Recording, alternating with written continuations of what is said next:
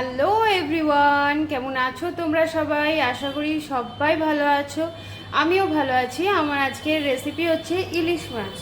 তো এখানে দেখতেই পাচ্ছ একটা আমি টিফিন বক্স নিয়ে নিয়েছি, আর এখানে আমি মশলা করে নিয়েছি সর্ষে আর কাঁচা লঙ্কা বেটে নিয়েছি।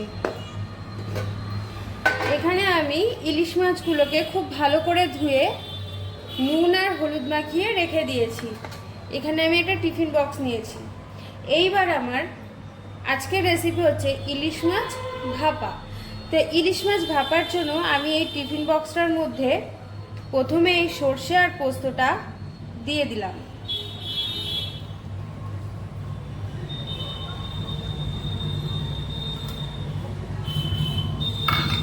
এইবারে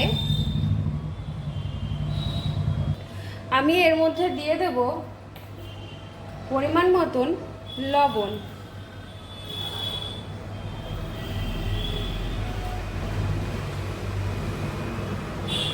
দিয়ে দিচ্ছি হলুদ, দিয়ে দিচ্ছি লাল লঙ্কার গুঁড়ো। প্রথমে এই মিক্সটাকে ভালো করে মিক্স করে নেব।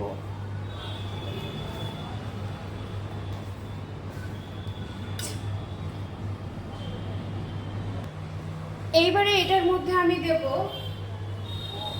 তেল, সর্ষের তেল। প্রথমে আমি এখানে অল্প করে সর্ষের তেল দিলাম, দিয়ে আবার এটাকে মিক্স করে নিলাম। দিয়ে এবার আমি এর মধ্যে দিয়ে দেব মাছ, দিয়ে দিলাম মাছগুলো। মাছগুলোকে এই মশলার সঙ্গে ভালো করে এপিট ওপিট করে মাখিয়ে নিতে হবে। তোমরা চাইলে এর মধ্যে হালকা ওই মশলার বাটি ধোয়া জলটা দিতে পারো, কিন্তু আমি এর মধ্যে কোনো রকম জল দিই না।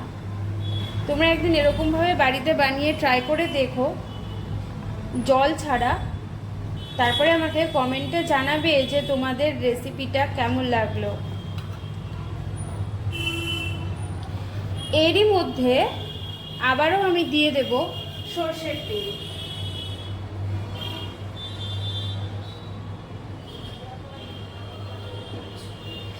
এই রেসিপিটায় একটু সর্ষের তেলটা বেশি পরিমাণেই লাগে।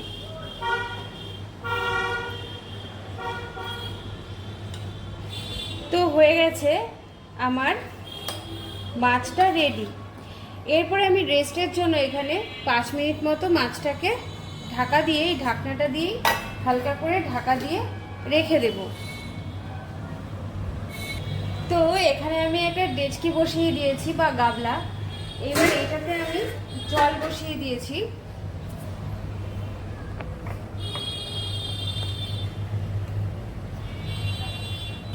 তো এই দেখো এখানে আমি জলও বসিয়ে দিয়েছি, জলটা গরম হয়ে গেছে।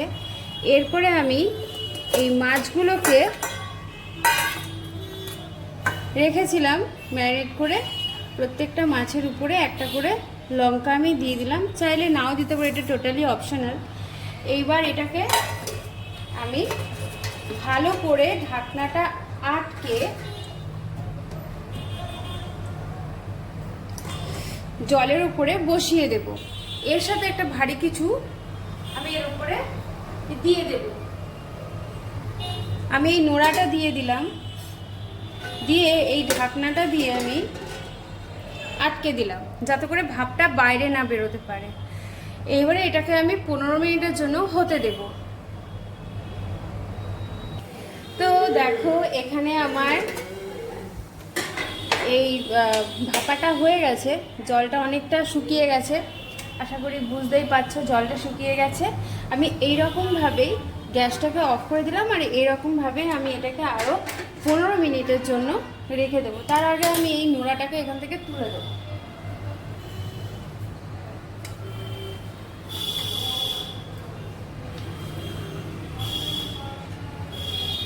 তো এটাকে আমি আরও 15 মিনিটের জন্য রেখে দিলাম রেস্টে। তো ফ্রেন্ডস দেখো আমি এই মাছটাকে খুলে নিয়েছি। এই যে দেখতে এইরকম হয়েছে।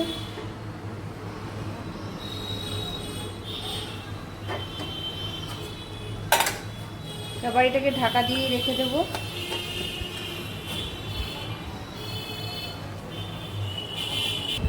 তো আমি এটাকে খুলে আবার একটুখানি ঢাকা দিয়েও রেখে দিয়েছিলাম। এই যে মাছগুলো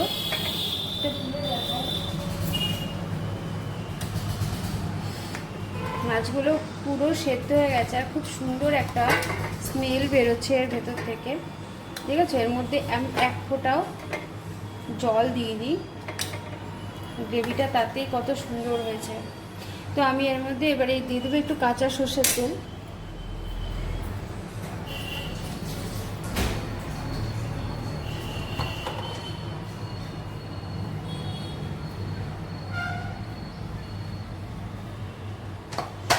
দিয়ে দিলাম। তোমরা এরকম করে বাড়িতে অবশ্যই রেসিপিটা একবার ট্রাই করে দেখো, কেমন লাগলো আমাকে অবশ্যই কমেন্টে জানিও। ভালো লাগলে লাইক শেয়ার কমেন্ট করো। যারা ইউটিউব থেকে দেখবে তারা আবার চ্যানেলটাকে সাবস্ক্রাইব করে দিও, আর যারা ফেসবুক থেকে দেখবে তারা আমার চ্যানেলটাকে ফলো করে দিও। তো আজকের মতন টাটা, দেখা হবে আবার নেক্সট দিন নেক্সট রেসিপি নিয়ে।